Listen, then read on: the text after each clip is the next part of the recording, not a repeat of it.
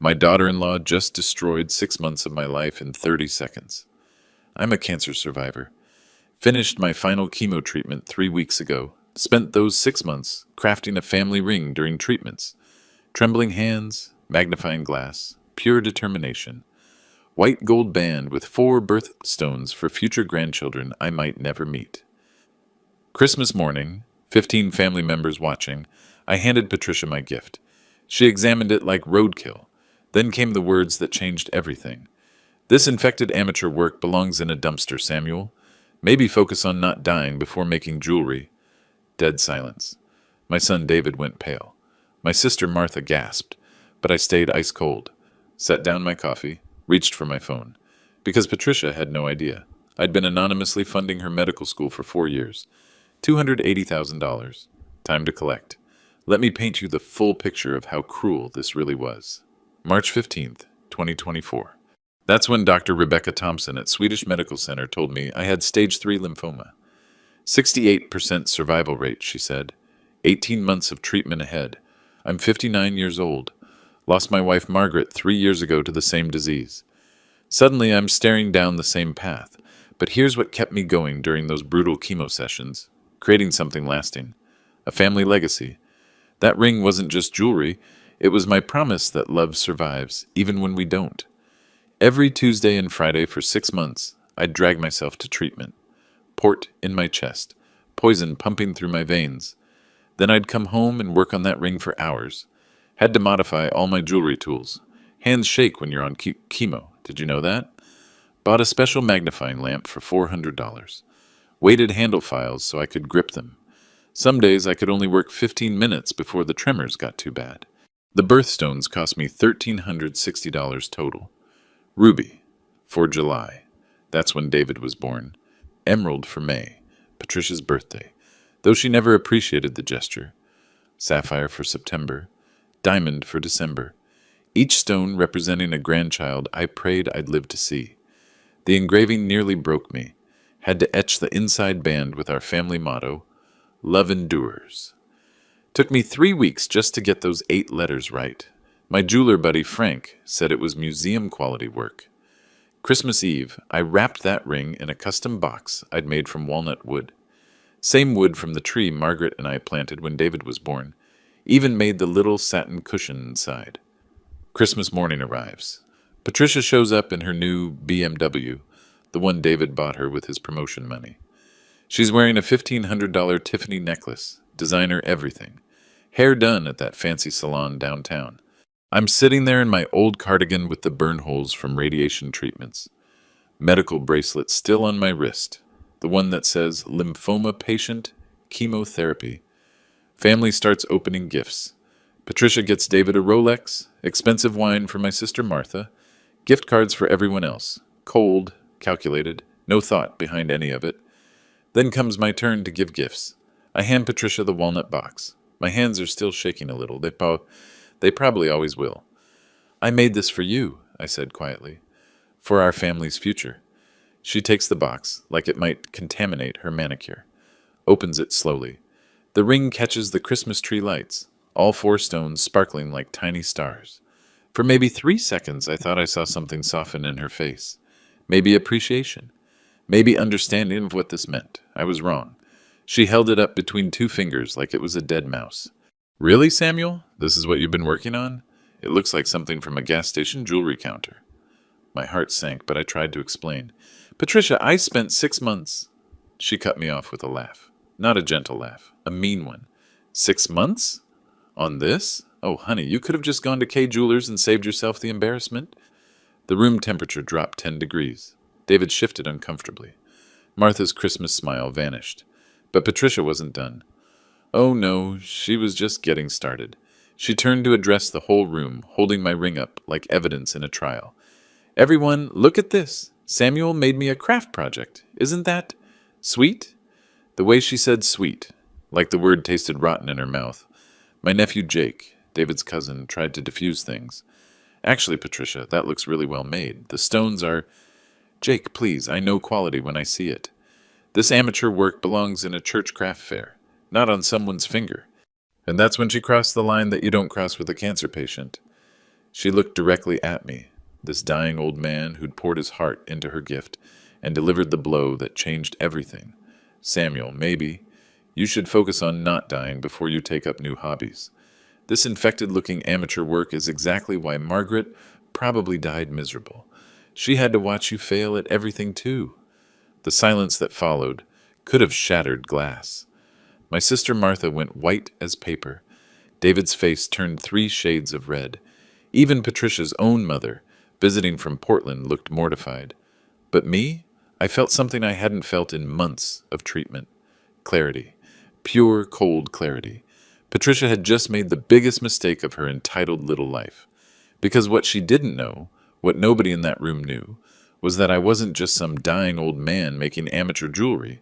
I was the Miller Foundation, the anonymous benefactor who'd been paying every single penny of her medical school tuition for the past 4 years. And she was about to find out what happens when you bite the hand that literally feeds you. You think that was bad? Patricia was just warming up. See, when someone shows you their true character, believe them the first time. But Patricia wanted to make absolutely sure everyone in that room understood exactly who she was. After her comment about Margaret dying miserable, the room stayed frozen. 15 people holding their breath, waiting to see what happened next. David finally found his voice. Patricia, that was completely out of line. Dad spent months. David, stop. Patricia held up her hand like she was directing traffic. Your father needs to hear this. We all need to stop enabling his delusions. Delusions. That's what she called 6 months of fighting cancer while creating something beautiful. She stood up from the couch, still holding my ring between 2 fingers like contaminated waste. Started pacing around the living room like she was giving a lecture. Samuel, I'm going to be a doctor. Do you understand what that means? I deal with reality. Facts. Evidence-based medicine. She gestured at my ring with disgust. This isn't reality. This is a sick man's fantasy project. Look at yourself. You can barely hold a coffee cup steady, but somehow you think you can make jewelry? My medical bracelet caught the light as I reached for my water glass. The tremor in my hands was slight but visible. Patricia noticed. See? That's what I'm talking about. Those shaking hands probably couldn't even thread a needle properly. How am I supposed to wear something made by someone who can't control their own motor functions? Martha couldn't stay quiet anymore. Patricia, he has cancer. Those are side effects from... Exactly my point! Patricia's voice got louder, more animated. She was enjoying this. He's dying.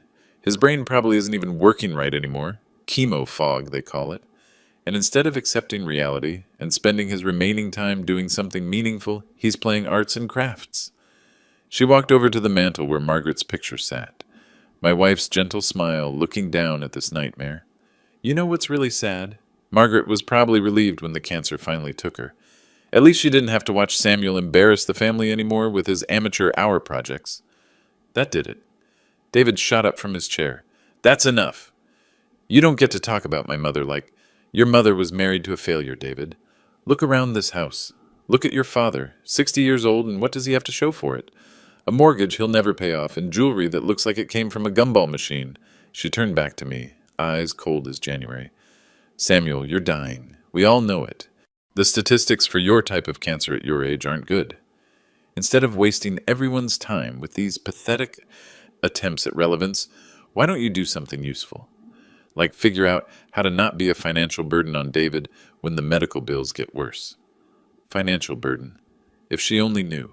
Patricia wasn't finished destroying me yet. She walked back to where I sat and crouched down, getting eye level with me. Lowered her voice to a fake sympathetic whisper that everyone could hear. Honey, I know this is hard. I know you're scared, but making ugly jewelry isn't going to make you live longer. It's not going to bring Margaret back. It's just embarrassing. For all of us. She stood up, brushed imaginary dust off her designer dress. I mean, what's next? Are you going to start painting, pottery class, maybe a macrame? She laughed at her own joke. At some point, we have to accept that not everyone is artistic. Some people are just basic. Basic. 47 years as a master jeweler, and she called me basic. But she saved the worst for last. Patricia walked over to the Christmas tree and held my ring up to the light, making a big show of examining it. You know what this reminds me of? Those sad crafts they make in nursing homes, When people with dementia try to stay busy, it's the same quality level, the same desperation. She looked around the room, making sure she had everyone's attention. I actually feel bad throwing this away. It seems cruel to trash someone's final attempt at relevance, but I can't exactly wear it either. People would think David married beneath his station. Beneath his station. Coming from a woman whose entire education I'd been secretly funding. Martha stood up, shaking with rage. Patricia, you are the cruelest person I have ever... Martha, please. We're all thinking it. I'm just honest enough to say it out loud. Samuel is dying, and instead of facing that reality with dignity, he's clinging to these little projects like they matter. She walked back to me one final time. Samuel, I'm going to be a doctor. I save lives. That's meaningful work. This, she dangled my ring in front of my face. This is what people do when they've given up on actually mattering. The room was dead silent, except for the Christmas music playing softly in the background. Silent night. How perfectly appropriate. Patricia dropped my ring into her purse like it was evidence she needed to dispose of later. I'll find somewhere appropriate to donate this. Maybe a children's hospital. They appreciate handmade things there. That's when I reached for my phone, because Patricia had just sealed her fate with those words about saving lives and meaningful work. Time to show her what meaningful really looked like. My phone felt steady in my hands for the first time in months. Funny how clarity works. 6 months of chemo treatments, hands shaking from medication, barely able to hold my coffee cup some mornings. But right now, rock solid. I opened my banking app while Patricia continued her victory lap around the living room. She was telling David's cousin about managing expectations with elderly relatives and the importance of honest feedback. The Miller Foundation account loaded on my screen. Current balance, $283,412.67. 4 years of deposits, $70,000 per year, paid quarterly. Every tuition bill, every fee, every textbook allowance for Patricia's medical school education at University of Washington. She had no idea. Let me tell you how this started. December 2020. David called me, voice shaking. Patricia had gotten accepted to medical school but couldn't afford it. Student loans would bury them for decades. They'd have to postpone the wedding, maybe kids, everything. Dad, I don't know what to do. She's brilliant, but we just can't swing the numbers.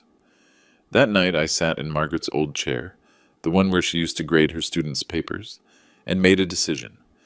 I'd incorporate the Miller Foundation, anonymous educational charity, just me, a lawyer, and a bank account. First payment went out January 15th, 2021. $70,000 to cover Patricia's full first-year tuition, books, and living expenses. No loans required. Patricia thought she'd won some mysterious scholarship, called it a merit-based anonymous donor program for exceptional students. She'd actually put it on her social media, bragging about being chosen by some wealthy benefactor who recognized her potential. The irony was delicious even then. Year 2, same thing, $70,000 paid in quarterly installments. Patricia's posts got more elaborate. She was blessed to have this angel investor supporting her future in medicine. Year 3 brought complications. Patricia started researching her mysterious benefactor, wanted to thank them personally, even hired a private investigator to track down the Miller Foundation's source. I had my lawyer create a shell corporation in Delaware, buried the paper trail under 3 layers of legal entities. Patricia's investigator hit dead ends every time. Meanwhile, she kept spending. Designer study materials, premium MCAT prep courses, that $1,500 stethoscope she just had to have, all covered by her scholarship. This year, year 4, I'd already paid the fall semester. $70,000 transferred in August. Spring tuition was due January 15th.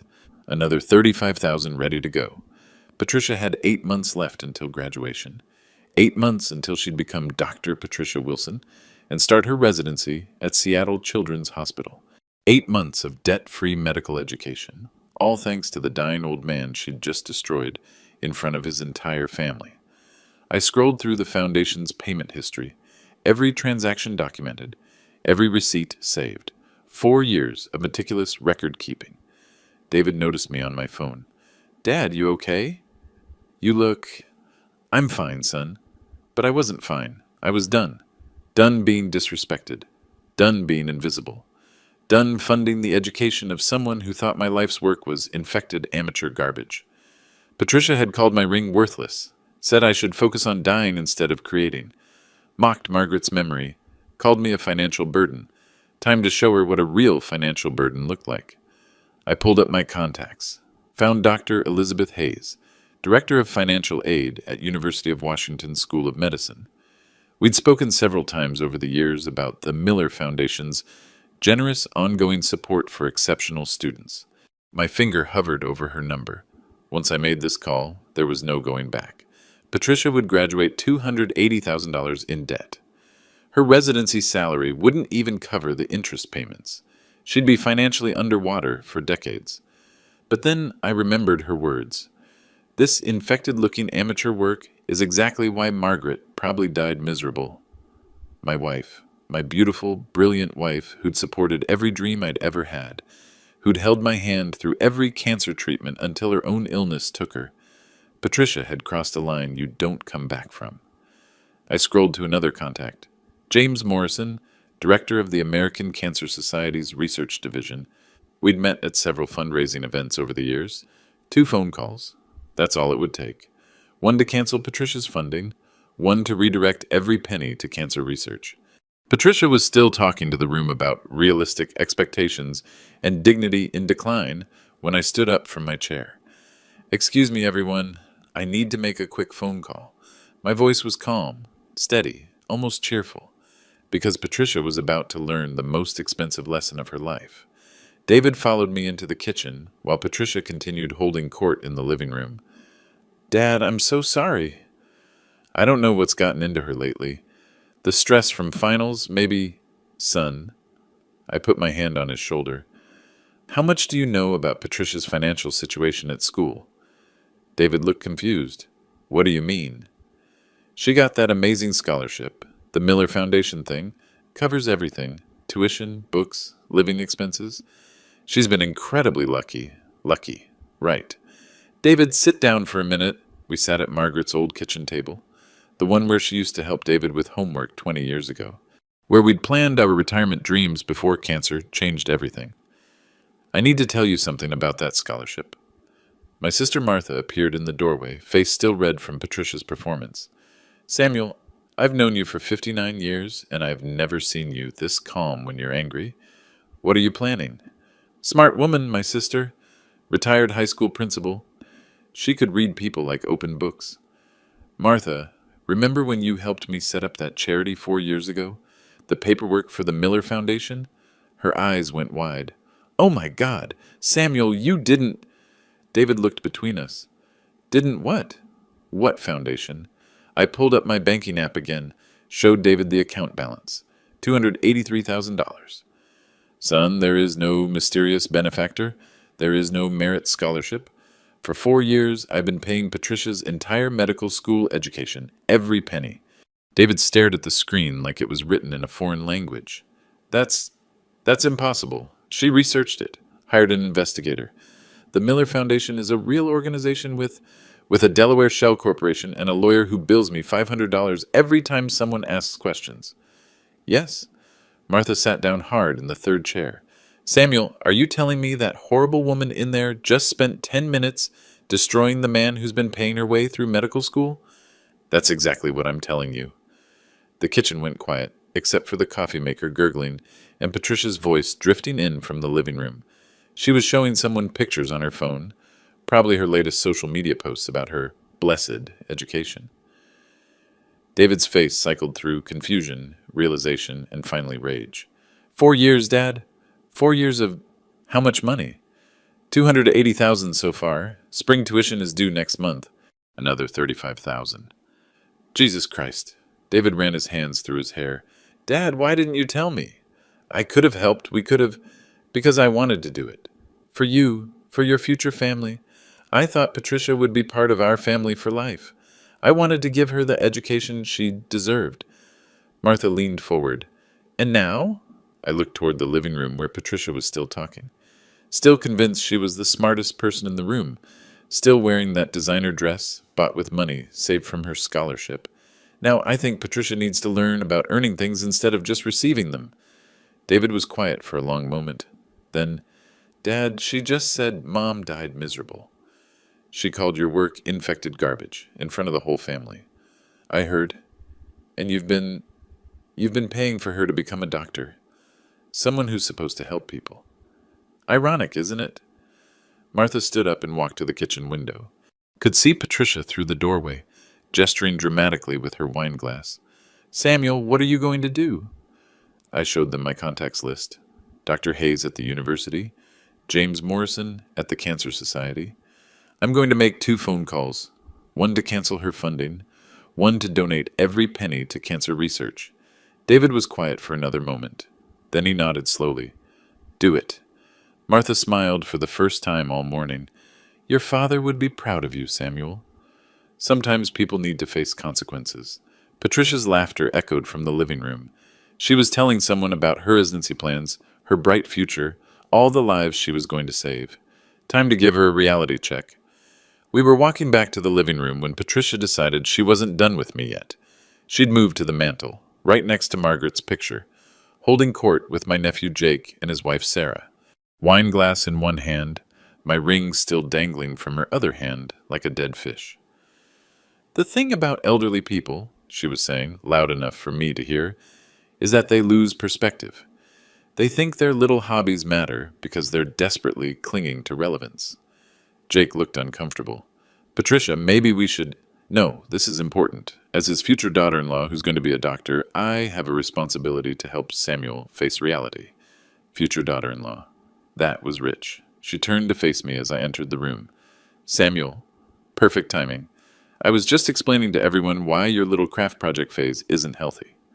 The room went tense again. David stepped closer to me, but I held up my hand. Let her talk. See, in medical school, we learn about something called displacement activity. It's when people facing trauma or terminal illness fixate on meaningless tasks to avoid confronting their situation. Patricia took a sip of wine, clearly enjoying her impromptu psychology lecture. Making jewelry, painting, scrapbooking, these are classic examples. The patient thinks they're creating something important, but really they're just hiding from death. My sister Martha made a noise like she was choking. Patricia ignored her. Samuel, your cancer isn't going away because you made a ring. Margaret isn't coming back because you carved her name in metal. You're still dying, and these craft projects are just making it harder for your family to accept that reality. She walked over to where I stood, looked me right in the eyes. I know this sounds harsh, but someone needs to say it. You're embarrassing, David. You're embarrassing yourself. And honestly, you're dishonoring Margaret's memory by pretending she would have wanted you to waste your final months playing arts and crafts. The wine was making her bolder, meaner. Do you know what Margaret would actually want? For you to face your diagnosis with dignity, to stop being a burden, to let David move on with his life instead of guilt-tripping him with these pathetic attention-seeking projects. Jake tried to interrupt. Patricia, I think you've said enough. Have I? Because I don't think Samuel understands how his behavior affects other people. David comes home stressed every day, worried about his father's delusions, worried about the medical bills that are coming, worried about inheriting this mortgage when Samuel dies. She gestured around the living room with her wine glass. This house needs work. The roof leaks. The heating system is ancient. But instead of addressing real problems, Samuel spends his time making amateur jewelry that belongs in a garage sale. David's face was getting redder by the second. Patricia, stop. Just stop. But she was on a roll now. The wine, the audience, the power trip, it was all going to her head. And the worst part? He actually thought I'd wear this thing. She held up my ring again. In public. Where my classmates might see it. Where my professors might notice it. She laughed that cruel laugh again. Can you imagine? Oh, Patricia, what a lovely ring. Thanks, my dying father-in-law made it in his garage between chemo treatments. That would really establish my credibility in medical school, wouldn't it? That was it. The final straw. I pulled out my phone and started dialing. Patricia noticed, but kept talking. Samuel, putting that phone away won't make this conversation go away. We need to discuss your end-of-life planning, your financial situation, your... Hello, Dr. Hayes. This is Samuel Miller from the Miller Foundation. Patricia stopped mid-sentence. I need to discuss Patricia Wilson's funding immediately. Patricia's wine glass froze halfway to her lips. Dr. Hayes, yes, I'm calling about our ongoing educational support for Patricia Wilson at the University of Washington School of Medicine. The room went dead silent. You could hear the Christmas tree lights humming. Patricia's face shifted from confusion to concern to something approaching panic. "Who is that?" she whispered to David. "What is he talking about?" I put the phone on speaker so everyone could hear. "Mr. Miller, wonderful to hear from you." Dr. Hayes' voice filled the room. "Patricia is one of our most exceptional students. The Miller Foundation's generosity has been absolutely life-changing for her education." Patricia went white as fresh snow. "I'm actually calling to discuss some changes to our funding arrangement," I said calmly. "Of course. What kind of changes are we looking at?" Patricia started shaking her head slowly, like she could make this conversation disappear through willpower.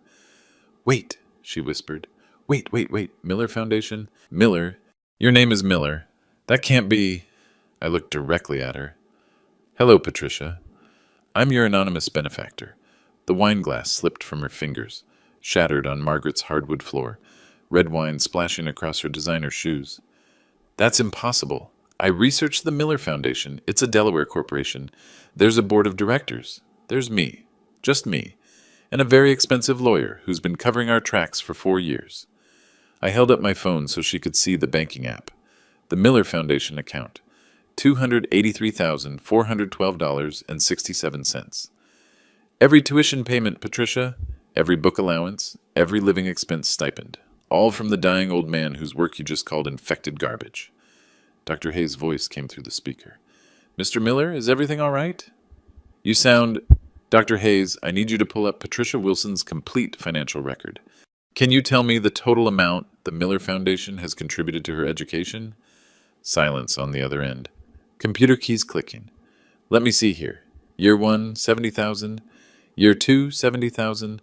Year 3, 70,000. Fall semester this year, 35,000. Total contribution, $245,000, with spring semester funding of 35,000 pending." Patricia sank onto the couch like her legs had given out. 280,000 total, I said. Every penny from my retirement savings, my inheritance from Margaret, money I earned over 47 years as a master jeweler. The room was so quiet you could hear Patricia's breathing getting shallow and fast. I incorporated the Miller Foundation 3 weeks after David called me, crying because his brilliant fiancée couldn't afford medical school.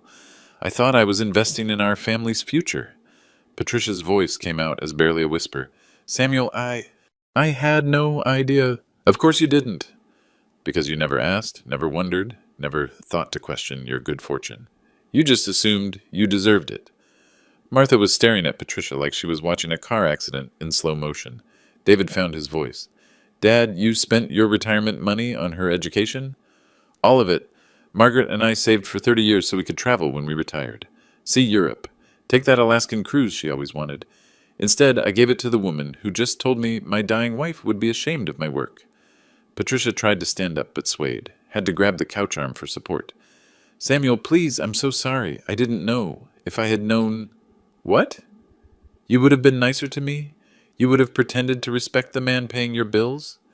She was crying now, mascara running down her cheeks. "I was stressed about finals.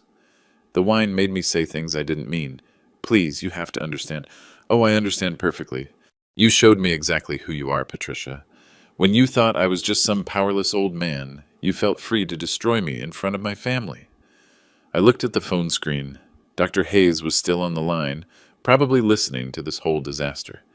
"Dr. Hayes, I need to inform you that the Miller Foundation will be terminating Patricia Wilson's funding immediately." Patricia's sob was audible across the room. "Additionally, I'm redirecting the Foundation's remaining assets to the American Cancer Society for research purposes." "Samuel! No!" Patricia lunged toward me. "Please, you can't. I graduate in 8 months. 8 months." I looked at this woman who'd called my life's work infected, who'd mocked my dying wife's memory. "You're absolutely right, Patricia. 8 months until graduation.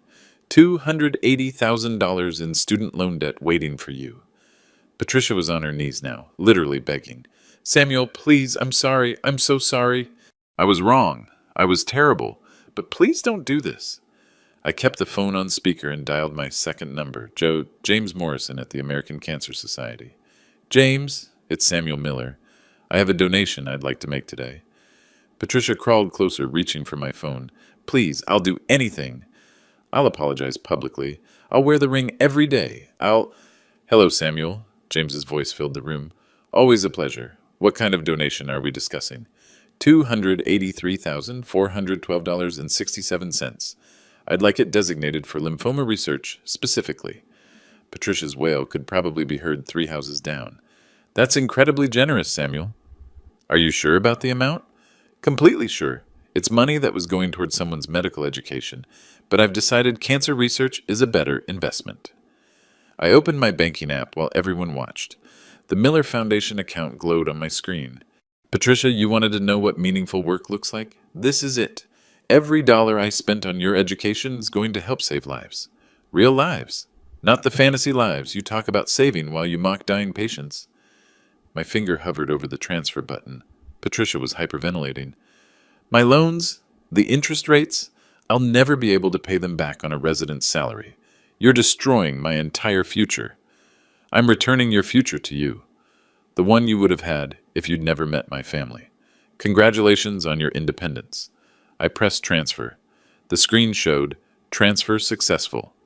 $283,412.67 sent to American Cancer Society. Account number 4471892. Done. Patricia collapsed completely, sobbing into Margaret's Persian rug. James Morrison's voice came through the speaker. Samuel, this is extraordinary. This funding could help advance several promising treatment protocols. You're literally helping save lives. That's the idea, James. We'll make sure this donation's used exactly as you specified. Lymphoma research. Lives like yours, Samuel. I hung up and looked down at Patricia, who was still crumpled on the floor. Get up. She looked up at me with mascara-streaked cheeks. I said, get up. She struggled to her feet, shaking. Patricia, you asked me to focus on not dying instead of making jewelry. Well, congratulations. I just focused on not dying by funding the research that might save the next person like me. David stepped forward. Dad, that was your entire retirement. That was my choice to make, son, just like it was my choice to spend it on someone who I thought would be part of our family. I turned back to Patricia. You called my work infected amateur garbage. You said Margaret died miserable watching me fail at everything. You called me a burden on David. Each word hit her like a physical blow. So let me give you a reality check, Dr. Wilson. You're about to graduate with $280,000 in debt. At current interest rates, that's roughly $3,000 a month in loan payments. Your residency salary will be about $4,000 a month. The math was sinking in. Her face went from red to green. That leaves you $1,000 a month to live on for the next 25 years, unless you find a very generous benefactor. I picked up her purse from the coffee table and pulled out my ring, the one she'd called infected garbage. This ring you threw away? I had it appraised last week. $2,800. That's about 1 month of your loan payments. I walked to the mantel and placed the ring next to Margaret's picture. It stays here, with family who appreciates what love and sacrifice actually look like. Patricia tried one more time. Samuel, please. I made a mistake, a terrible mistake, but ruining my life won't. I didn't ruin your life, Patricia. I just stopped paying for it. My phone buzzed with a confirmation text from the Cancer Society. Your donation is confirmed and will immediately begin funding Dr. Sarah Chen's breakthrough lymphoma treatment research. Thank you for helping save lives. I showed Patricia the text. There. Your money is already saving lives. Real ones. Part 9. Public Consequences. 900 words. Target. The aftermath came swift and brutal. Patricia's phone started buzzing within minutes. Text messages, emails, voice calls. She answered the first one with shaking hands. Hello? Yes, this is Patricia Wilson. What? How did you? Yes, I understand. She hung up and looked at me with pure terror. That was the University Financial Aid Office. They want to see me first thing Monday morning to discuss my loan restructuring. Her phone buzzed again, then again.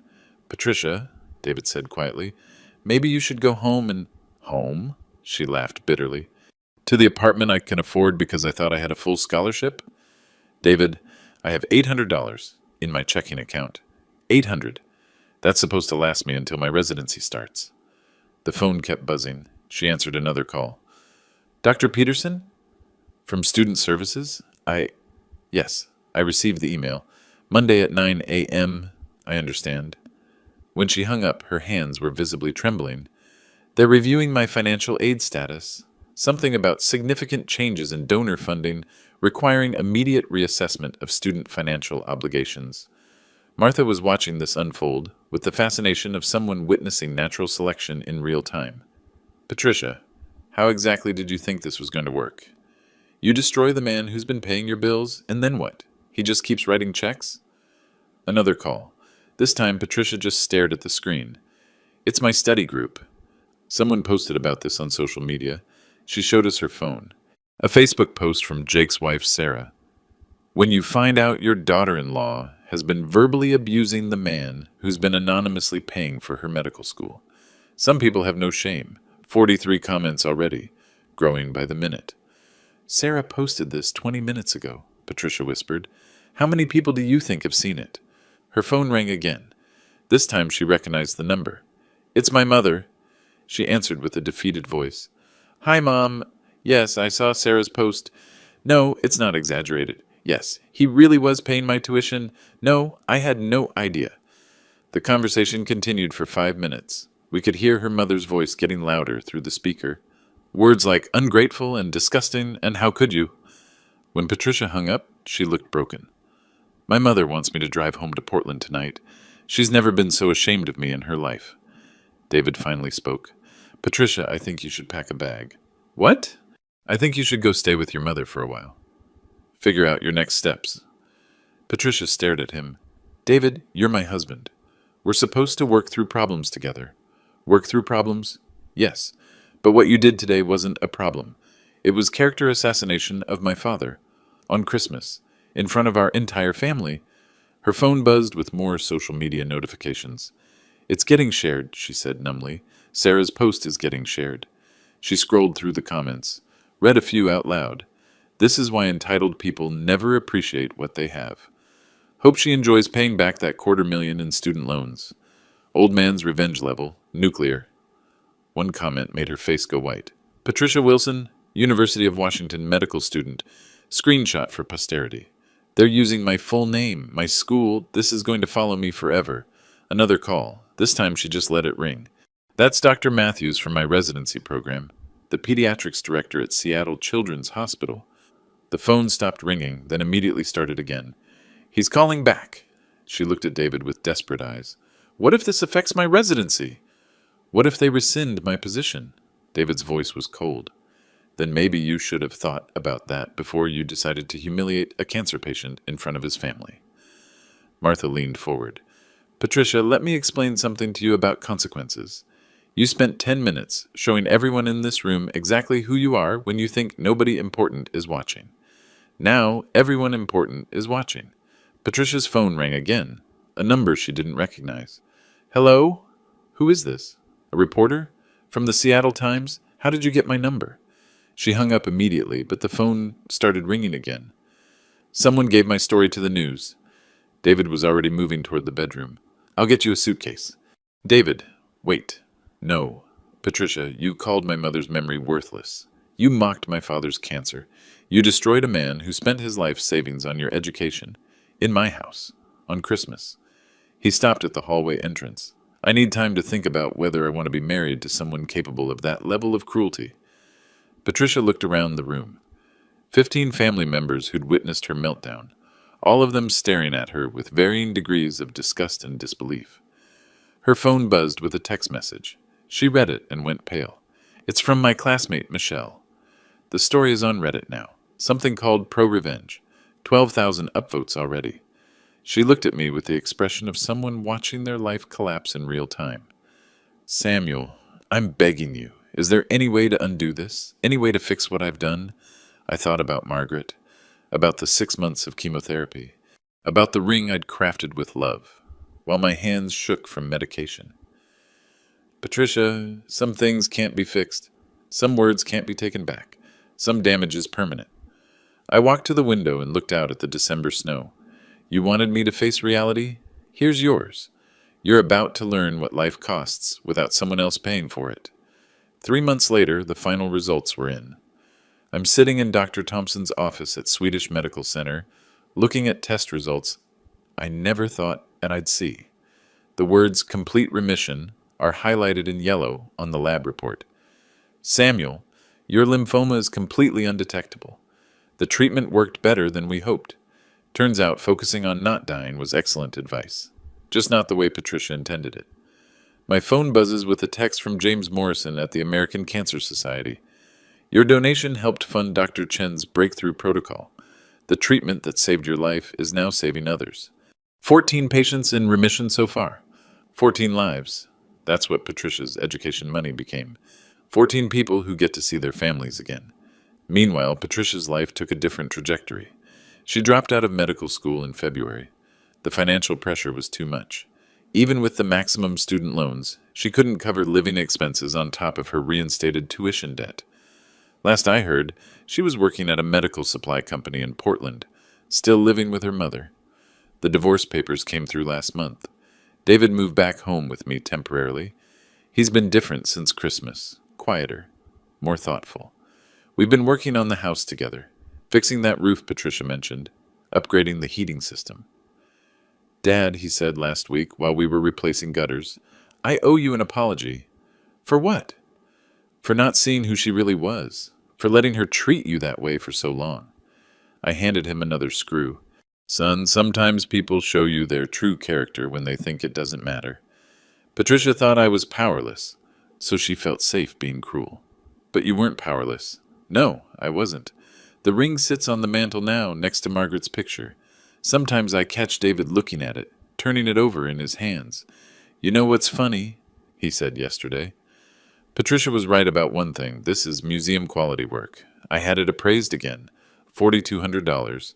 The irony still makes me smile. Sarah's Facebook post went viral beyond anything we imagined. It's been shared over 50,000 times. Someone made it into a TikTok that got 2 million views. The story appeared in advice columns, psychology, blogs, and relationship forums. I've gotten letters from strangers, cancer patients mostly, but also people who've dealt with family cruelty. They understand what happened that Christmas morning. One letter particularly moved me. From a woman named Ellen in Ohio. Mr. Miller, I'm a nursing student whose mother-in-law has been paying my tuition. After reading your story, I drove to her house with flowers and a handwritten thank you note. We cried together. Your story reminded me that generosity deserves gratitude, not entitlement. That's when I knew Patricia's cruelty had been transformed into something useful. Her public humiliation became a cautionary tale that actually helped people appreciate their benefactors. The house feels different now, lighter. We have family dinners again. Martha comes over every Sunday. Jake and Sarah visit regularly. Even some of Margaret's old friends have started stopping by. No one mentions Patricia anymore. She's become a story we tell about recognizing true character, about consequences matching actions, about the difference between earned and given. I've started taking jewelry making classes at the community college. Teaching, actually. Turns out there's demand for someone who can show proper technique to people with hand tremors, other cancer patients, folks with Parkinson's, elderly students whose grip isn't what it used to be. My first class had 12 students. Word spread about the guy from the viral story who makes jewelry despite shaky hands. Now I have a waiting list. Last month, one of my students, a grandmother named Rose who's fighting breast cancer, finished her first project, a simple silver bracelet for her daughter. Professor Miller, she said, holding it up with pride, do you think this looks amateur? I examined her work. Clean solder joints, smooth finish, perfect proportions. Rose, that's the work of someone who put love into every hammer strike. That's not amateur anything. She cried right there in the workshop. That's what Patricia never understood. The value isn't in the perfection of the technique. It's in the intention behind the work, the love that goes into every detail, the hope that your creation will outlast your time on Earth. My ring, the one Patricia called infected garbage, now represents something different. It's become a symbol of dignified boundaries, of consequences fairly applied, of love that doesn't enable cruelty. David's dating someone new now. Emily, a nurse from the oncology ward where I received treatment. She understands the value of caregiving, of patience with people who are suffering. When I showed her the ring, she held it carefully and asked about each birthstone's meaning. "This is incredible craftsmanship, Mr. Miller. The person who receives this will treasure it forever." That's the difference between someone who appreciates gifts and someone who expects them. Margaret's picture still watches over everything from the mantel. Sometimes I talk to her about what happened, about Patricia, about David, about the strange way life delivers justice. I think she'd be proud of how I handled it, not with anger or revenge, but with natural consequences. Patricia wanted independence from the dying old man's charity. I gave her exactly what she asked for.